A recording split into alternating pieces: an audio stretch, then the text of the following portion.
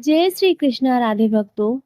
आज आप श्रवण करेंगे भाद्रपद अमावस की व्रत कथा। प्रिय भक्तों, भादो महीने की अमावस्या को पिठौरी अमावस्या या कुशग्रहणी अमावस्या या फुलाला अमावस्या के रूप में मनाई जाती है। इस दिन महिलाएं अपनी संतान की लंबी आयु के लिए व्रत रखती हैं।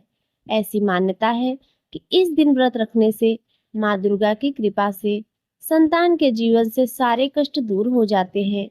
पिठौरी अमावस्या के दिन आटे से 64 देवियों के पिंड बनाकर उनकी विधि विधान से पूजा की जाती है।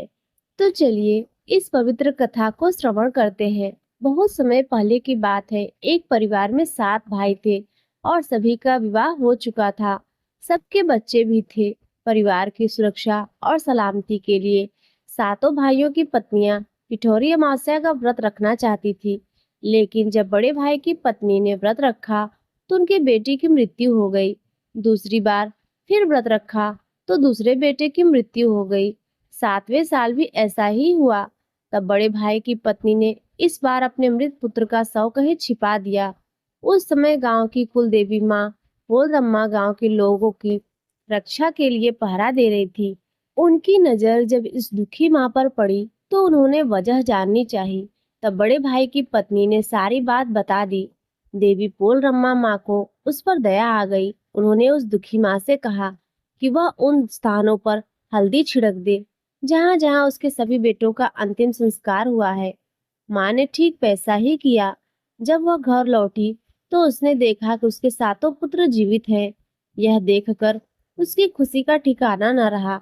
तभी से उस गांव की हर माँ अपने बच्चों की लंबी आयु के लिए पिठौरी अमावस्या का व्रत रखने लगी।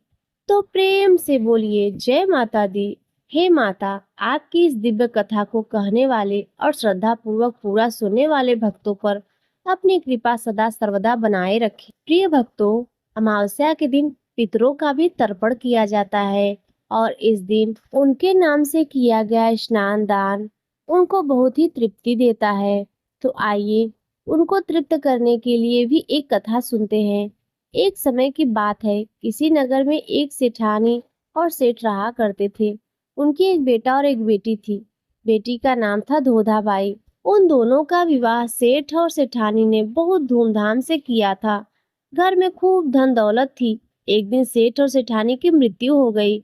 धोधाबाई विधवा हो चुकी थी और अपने भाई के घर में रहती थी। इस बात से उसकी भाभी बहुत नाराज रहती थी। ऐसे ही पितृपक्ष आया तो भाई बोला, मैं पितरों के तर्पण और पिंडदान के लिए हरिद्वार जा रहा हूँ। तो मेरे जाने के बाद मेरी बहन को बुलाकर 15 दिन तक भोजन करवा देना।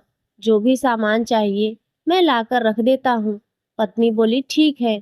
भाई ने सारा सामान रखने के बाद वो हरिद्वार चला गया। उसके जाने के बाद उसकी पत्नी बोली कि मेरी बहन का नाम पौधा है और ननद का नाम धोधा है। धोधा को भोजन ना करवाकर मैं पौधा को भोजन करवा देती हूँ। ऐसा सोचकर वह अपनी बहन को 15 दिन तक आकर भोजन करने के लिए कह आई। अपनी बहन को खाने के लिए कहने के बाद उसने ननद को घर से बाहर निकाल दिया और बाहर खेत में ननद और उसके बच्चों के लिए झोपड़ी डलवा दी। अपने बच्चों के साथ धोधा भाई झोपड़ी में रहने लगी। सुबह शाम वह धोधा को घर का काम करने के लिए बुला लेती।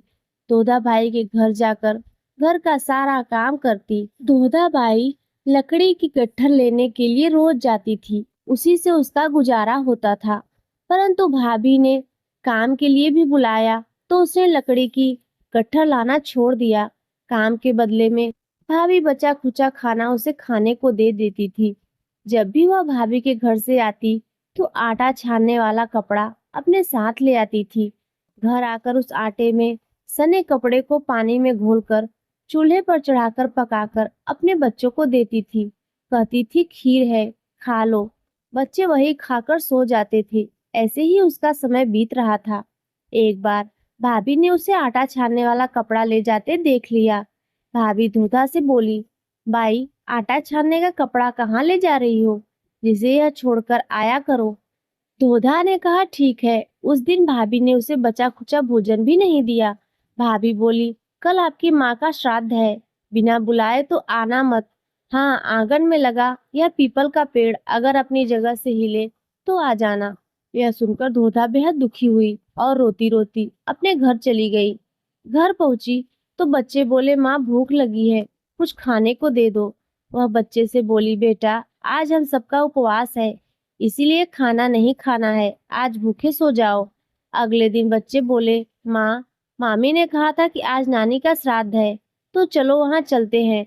तो धोधा बोली कि बेटा मामी ने कहा था कि आंगन में लगा पीपल का पेड़ अगर अपनी जगह से हिले तो आ जाना। अब तुम बताओ, कभी पेड़ भी हिलता है?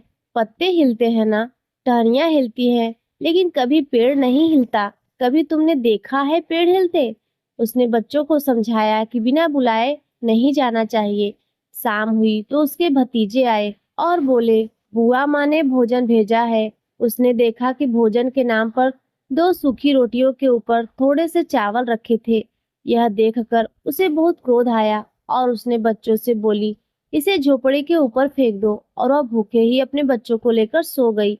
सारी रात गंगा माँ को याद करती रही और प्रार्थना करती रही कि हे गंगा माँ, मेरे भाई की रक्षा करना, वो हमारी रक्षा करेगा। अगले दिन फिर भाभी आई और बोली, बाई जी कल तुम्हारे पिता का श्राद्ध है, बिना बुलाए आना मत, लेकिन आंगन में लगा पीपल का पेड़ हिले तो आ जाना। अगले दिन भी भाभी के घर भोजन के लिए नहीं गई। शाम को फिर उसके भतीजे आए और 2 सूखी रोटियां चावल के साथ दे गए। उसने फिर वह रोटी और चावल झोपड़ी के ऊपर फिकवा दी और भूखे ही बच्चों को लेकर सो गई और सारी रात रोती रही। माँ गंगा से प्रार्थना करती रही कि हे माँ गंगा, मेरे भाई की रक्षा करना, वो हमारी रक्षा करेगा। इस तरह पितृपक्ष के 16 दिन बीत गए। उसका भाई वापस आया तो उसने देखा कि उसके घर के आंगन में कीचड़ ही कीचड़ भरा हुआ है। उसने अपनी पत्नी से पूछा, इतना कीचड़ क्यों है? मेरी बहन और भांजे कहाँ हैं?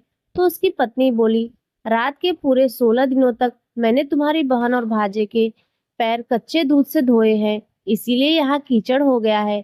तुम्हारे पीछे से मैंने उनकी खूब सेवा की है, खीर पूरी खिलाए, फिर भी वह मुझसे नाराज होकर खेत में झोपड़ी डालकर रह रही है। भाई खेत पर पहुंचा, वह देखता है कि वहां झोपड़ी नहीं थी, वहां एक आलीशान महल बना हुआ था, जिसके आंगन में उसके भतीजे खेल रहे थे। उसने जाकर अपनी बहन से पूछा, बहन यह सब क्या है? तब उसने अपने भाई को सारी बात बताई और बोली, भाई जो तुम्हारे आंगन में कीचड़ है वो कच्चे दूध से नहीं बल्कि भाभी के व्यवहार से है।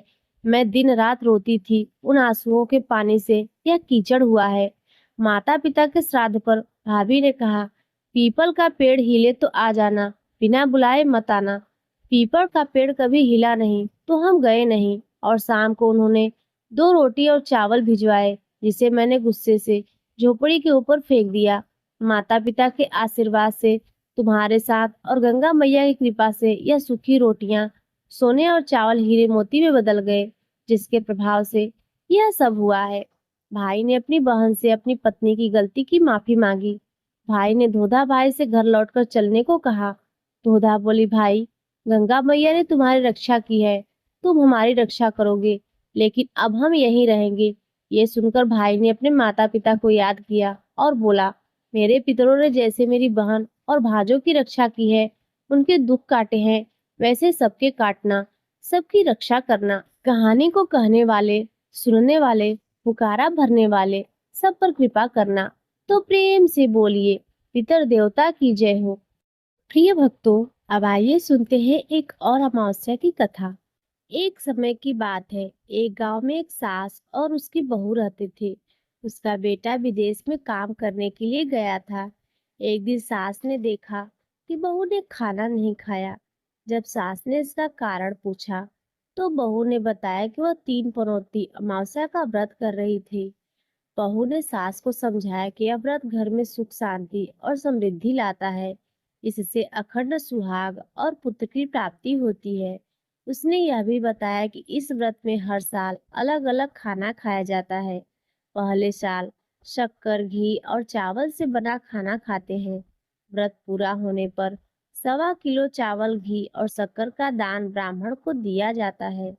दूसरे साल जौ, घी और शक्कर से बना खाना खाते हैं और व्रत पूरा होने पर जौ, घी और शक्कर का दान मंदिर या ब्राह्मण को दिया जाता है। बहू ने यह भी कहा कि इस व्रत को संकल्प लेने के बाद पूरा करना बहुत जरूरी है, वरना घर में अशांति हो सकती है। लेकिन एक दिन बहू ने किसी के कहने पर व्रत के नियम तोड़ दिए और गेहूं से बनी रोटी खा ली। इससे अमावस्या माता नाराज हो गई। इसके परिणाम स्वरूप सास और बहू में झगड़े शुरू हो गए और घर की सारी सुख शांति चली गई। इस स्थिति से दुखी होकर बहू ने घर छोड़ने का फैसला किया और लक्ष्मी को खोजने के लिए निकल पड़ी। अपनी यात्रा के दौरान उसे कई लोग और जानवर मिले, जिसकी अपनी अपनी समस्याएं थी। उसने उस सभी की समस्याओं को भगवान विष्णु से पूछने का वादा किया। चलते चलते बहू जंगल में थककर बेहोश हो गई। तभी वहां भगवान विष्णु और माता लक्ष्मी प्रकट हुए। बहू की भक्ति देखकर अमावस्या माता ने उसे माफ कर दिया। भगवान विष्णु ने बहू को उन सभी लोगों की समस्याओं का समाधान बताया। बहू ने घर लौटते हुए भगवान के बताए अनुसार सभी की मदद की, जिससे सब लोग ठीक हो गए।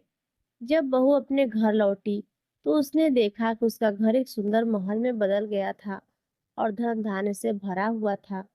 बहू ने अपनी सास से कहा कि उसके जाने से ही घर में लक्ष्मी आई थी। तब सास ने जवाब दिया, यह सब 3 पनौती अमावस्या व्रत के कारण हुआ है। हमारे ऊपर अमावस्या माता की कृपा हुई है, जिसके कारण सास बहू और उसका बेटा सब खुशी खुशी रहने लगते हैं। प्रिय भक्तों, आज की कथा यदि आपको अच्छी लगी हो तो वीडियो को लाइक कर दीजिए। चैनल पर पहली बार आए हो तो सब्सक्राइब कर लीजिए और कमेंट में प्रभु के नाम का जयकारा अवश्य लगाएं।